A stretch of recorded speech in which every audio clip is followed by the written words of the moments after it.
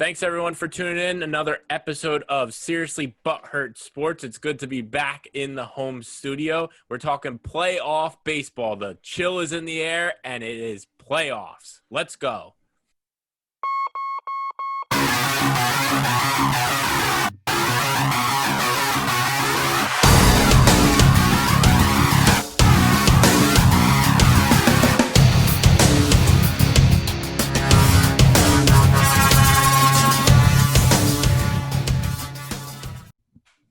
All right, everyone. Thanks for tuning in again. Another episode of Seriously Butthurt Sports. I am Nick Litch. I got my boy Ralph. What's up, Ralph? Hello. How we doing, boys? He's sporting the Bronco t-shirt, even though they're 0-2. Not looking too good, but they're rebuilding. We got a ton of injuries. That's okay. Jerry Jeudy looks good, so that first-round pick looks good. At least you can see what a first-round pick looks like, unlike being an offensive lineman that the Giants picked. But we'll save that for another show. And as always, we have producer Frank at the bottom. What's up, Frank? Good. How's everybody going? Sporting no team paraphernalia. Nah. No Jets. All my teams are Mets. No one to root trash. for. No Devils. Trash. I Well, do have red for some of Devils. us- Red Devils. That's true. I am actually sporting a very new t-shirt that I just got, which I am very excited about. I'm going to lift up a little bit just so you can see. And it is Free Joe Kelly. Free Joe Kelly. You love pissing money away. No, you know what? It's a very cool t-shirt, and I do love pissing money away, clearly, because I spent $20 on a pack of cards that are probably going to yield me about $5. So, well, you paid half of it, so it's okay. Yeah. But we had a I great get time. $250 out of that. Yeah. So we had a great time in Cooperstown. If you haven't seen it, our Cooperstown special is up there. But we're going to talk about playoff baseball. Playoffs are about a week away. I'm sporting the playoff beard already because I can't grow facial hairs, so I want to get a head start on everything. So our predictions from the beginning of the season, I am absolutely surprised with some of the things that are going on in the playoffs right now. I mean, for me, the Marlins are in the playoffs if the playoffs started today. How crazy is that? What do you guys think about that? 60-game season. If there's any season they're going to make it, it's this season. Yeah. It's one of those things. I mean, there's time for them to drop out. Likely, probably not. But there's time. The NL is definitely far from shored up. Yeah. Frank, how do you feel about that? I feel it kind of talks to the coach that Don Mattingly is. I think the Yankees the Yankees, Jesus. We'll I get think to them. Yeah, Relax. I know you want to be a fan. It's okay. Okay. I mean, obviously the Marlins are overachieving this year. I don't think anybody saw them getting that second playoff spot, let alone Well, they're fifth.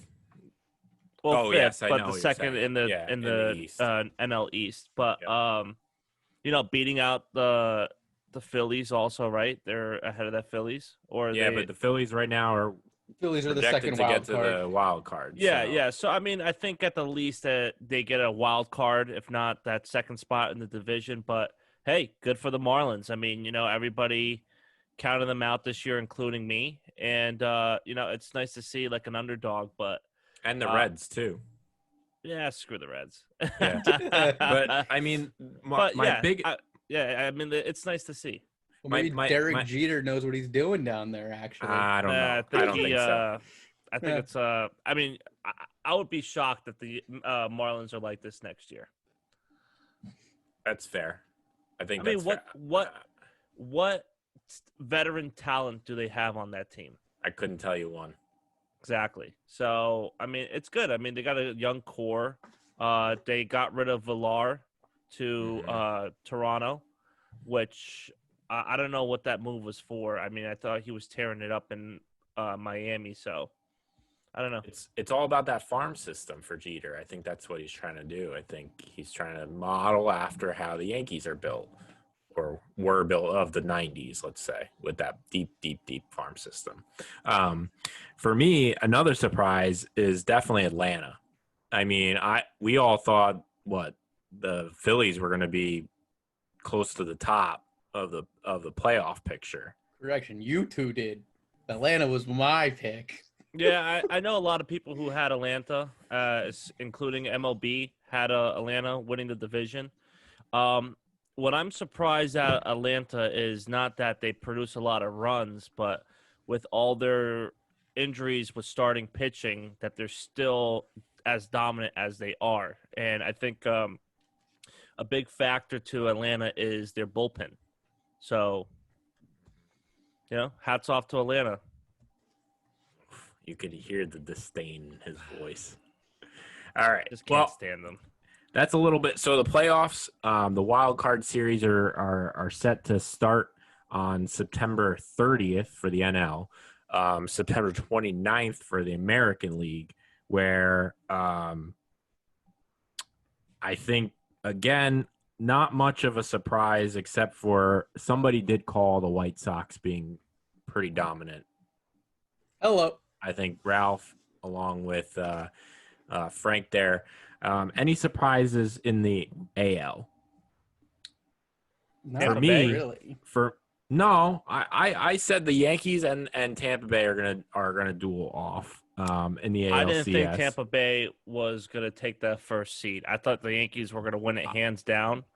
I mean, I did think Tampa Bay was going to get that second second playoff spot in the AL East. But I didn't think that they were going to win that division, and they're one of the best ones. They in haven't AL. won it yet. I think they're It's good. mathematically possible for the Yankees Listen, to they still still overtake them. got. I think they still got 2 or 3 games with the Mets. They'll sweep the Mets, and they'll be sitting pretty. Well, if you guys could help a brother out and try to win something and not tank, I mean, you got Todd Father on the mound. I mean, it's great. I mean, it's a great day to be a Met fan, right? I mean, the biggest surprise for me, obviously, is the White Sox. I am if the playoffs ended today or the season ended today, I'm super excited about the Yankees going into the playoffs facing off against the Minnesota Twins. Everybody knows the history there. Oh yeah, Yankees win all the time. All the time against all the time. all the time. Yeah. So the only thing I'm worried about is seeing Tampa Bay in the next round. That's all you're worried about? Yeah. I am. You're not worried about Judge pulling a toenail? We've proven we don't need him to win. Or Stanton? At this point, I mean, okay, so we don't need either of them to win. So, okay, here's a good point. Okay, so what would the two of you say was the turning point for the Yankees? I mean, conversation they had in Toronto.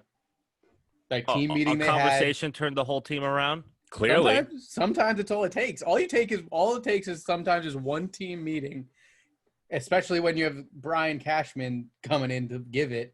Just one kick in the rear, one talking, and you one don't talk. think that the spark that Voit has contributed? Oh, Voigt's contributed. Yes. So if you look at the timeline after they got together in Toronto, that's when things turned around after that team meeting. Now, yes, Voit has been a part of it, being that he's leading the MLB in home runs right now. He was part of that 3-game stretch where they had the record of being the first team to hit 6 home runs in 3 straight games. So yes, Voigt's been a part of it, definitely. But things turned around for the team really after they had that conversation in Toronto, because they know they're a better team than what they were doing. I mean, yeah, 2 weeks ago. I agree that they're a better team than that they were that they were showing 2 weeks ago. But to me, there's no switch that you could switch on and off like that through a conversation. There has to be something.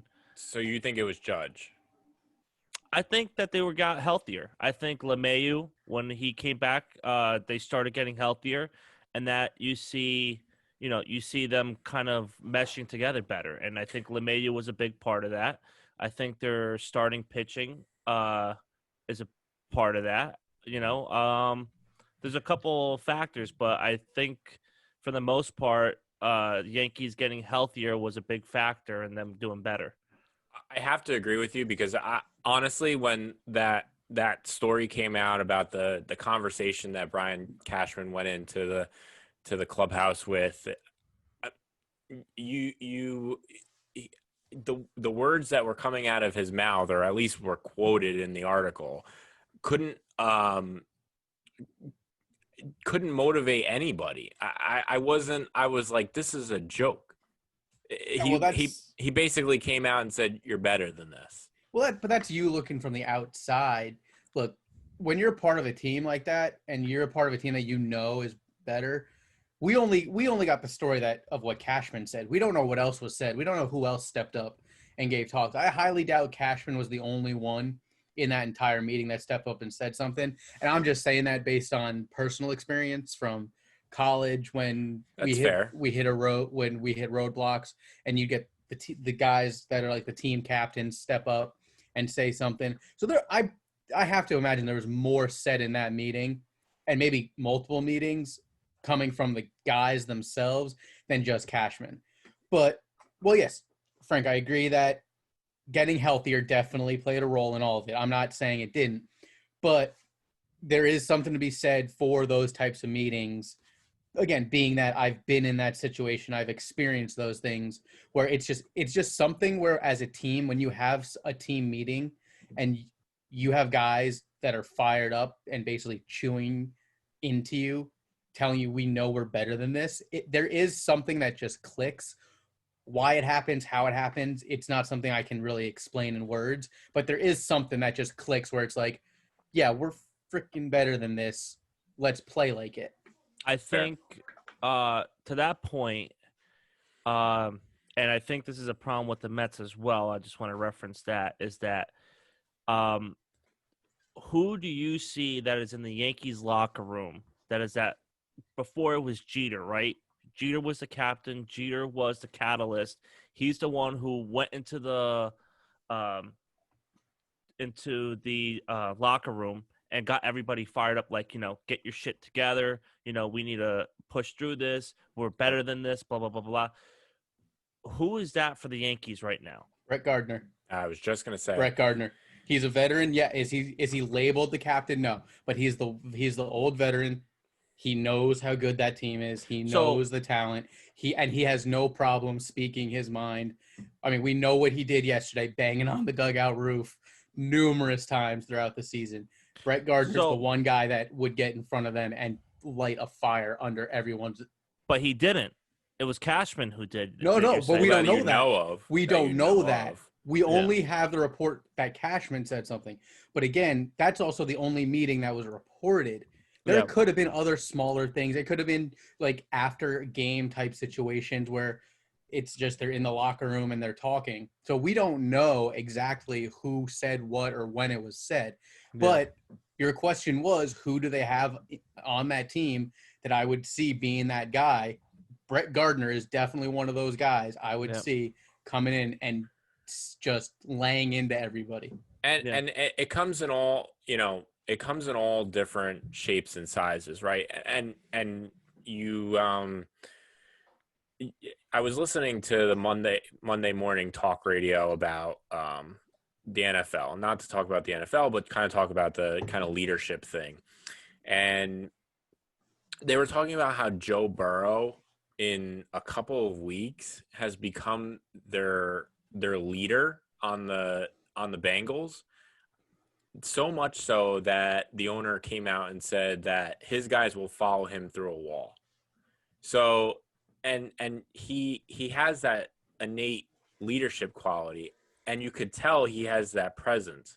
And then you kind of flip side and look at Sam Darnold, who is kind of timid on the field, very quiet to himself, doesn't really interact much on the bench with other players. Mm-hmm. But I think there's still that same dynamic, even though he's not as outspoken on the field as somebody else would be, like a Tom Brady. So leadership comes in different shapes and sizes. So to that point, they were talking about that. I think you could kind of compare Sam Darnold to a Jacob deGrom, right? I don't know if you guys would agree with me on that. Jacob deGrom is not a guy who you can see is very animated in the dugout. He's not very animated when he's pitching.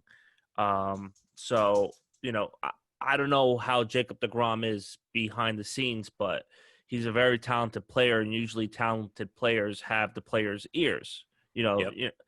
But It very well could have been Garrett Cole too to light the fire. it's very true. The problem is that I don't think Sam Darnold is that guy. Not to get into football, I don't think Jacob deGrom is that guy. And getting to, you guys say that it's Brett Gardner for the Yankees. The Mets don't have that player. They have Conforto. They have Alonso, which I thought Alonso from last year was going to be the guy to kind of fire them up. And to a point, I think he was last year, yes, because he was performing the way that he was. But this year, he's not performing well. And I don't think he has the players' ears. And you could just see that he's not fired up like he was last year. And that's one thing that with Conforto's contract coming up that I would have liked to see from Conforto. Conforto definitely has the talent to step up and be the leader in that locker room. And right now, I don't think they have that in their locker room. For the Spanish players, I think maybe you can say that Cano is a leader, but he's a quiet leader. He's not a fired up leader like Gardner, right? He's not, and I want to see somebody from the Mets step up.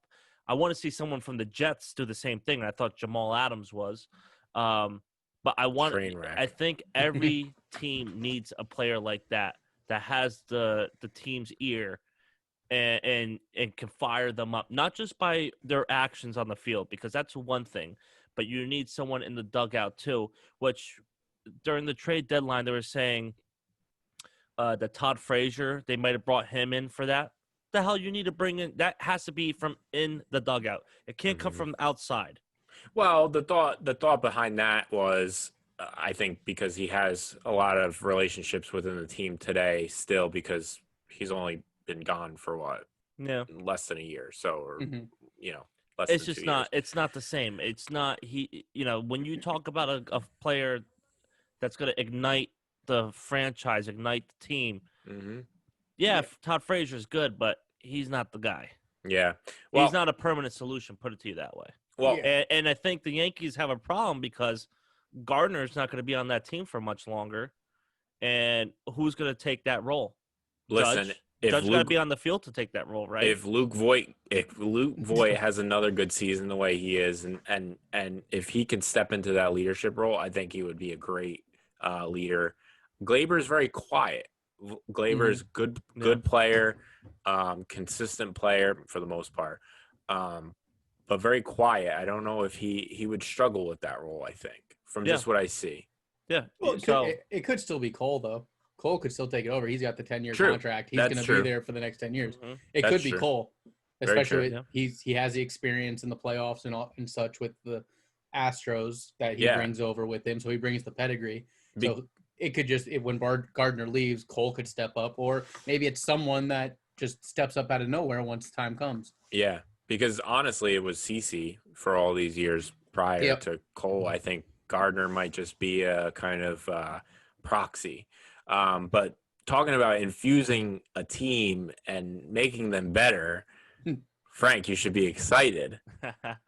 Your team has been sold. If you want to look at any positives in this year, I mean, the positive is that this incompetent leadership is finally going to end. I mean, literally, the shit is going to finally end. I mean, next year, I want to see, except I think Luis Rojas is a good manager. I think he hasn't gotten the support behind him. But other than that, I want to see Brody Van Wagenen gone. That guy got to get the hell out of here. I want to see major changes. I want to see Real Muto on this team next year. I want to see them invest. I want to see them invest into the team. You want this team good? It can't just come in from inside, because the Mets don't have a farm system like they had before. So where else are you going to get talent? If not, then rebuild this freaking team, because we're mediocre, and that's at best. You want to buy a team after all the years you've made fun of me as a Yankee fan for buying a team. We never had the opportunity to do it before. Now we finally have the opportunity. So you know what? Yeah, that's what Screw it. Every team would buy a team if they could. They just never wanted to admit it. Yeah. I mean, you know what? But you're not buying a team, though. I mean, just think about it. If they put players with what they have right now, right? They have a solid nucleus core that's homegrown. They have Dominic Smith, Conforto, Alonso. Brandon Nimmo sucks as an outfielder, but he's been okay this year. But you have a solid core. DeGrom, you have Syndergaard that's going to come back towards the end of next year. You have a solid core. You put pieces with that. You can get, for them to even say that we didn't even sniff Bryce Harper pissed me off. Okay, I know they try to go after Real Muto, but when you have nothing to give, you're not going to get it. So for me, you add a person like Real Muto to this team. Okay, now the dud Wilson Ramos is gone. Okay, the old bat Chirinos is gone. Maybe they keep him as a backup, but you put Real Muto in that lineup now. Now you have someone protecting a Conforto. You have someone protecting a Cano.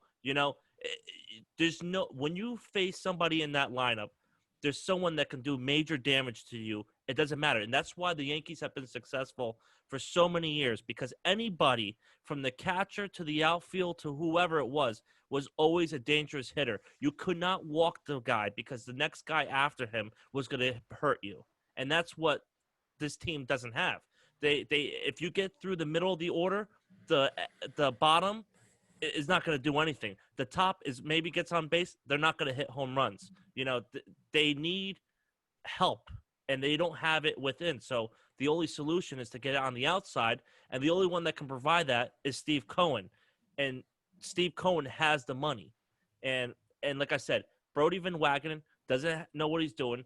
The Mets have always tried to go and think outside the box, try to recreate magic in a bottle from these old farts. It's time to make trades and make deals like when they had Beltran, right? When they got when Omar Minaya was a general manager, who did he get? Pedro Martinez. Yeah, he was out of his prime, but he was still very good at that time, right? He had Carlos Beltran in his prime. He had Jose Reyes, David Wright. Those are some homegrown guys, but he also added players from the outside, and that's what you need. That's what made them so successful when Omar Minaya was running the team. But guess what? They were spending money. They weren't making excuses with Madoff. So I thank God this Madoff shit is out the window. Thank God Steve Cohen is an owner now. I'm not saying that he's going to be a good owner because we need to see and have it play out, but yeah. At least there's going to be changes. It's not the same old shit. I have to say that was very eloquently stated. I was taken aback on the comment about the nucleus, and I was relishing in that moment. That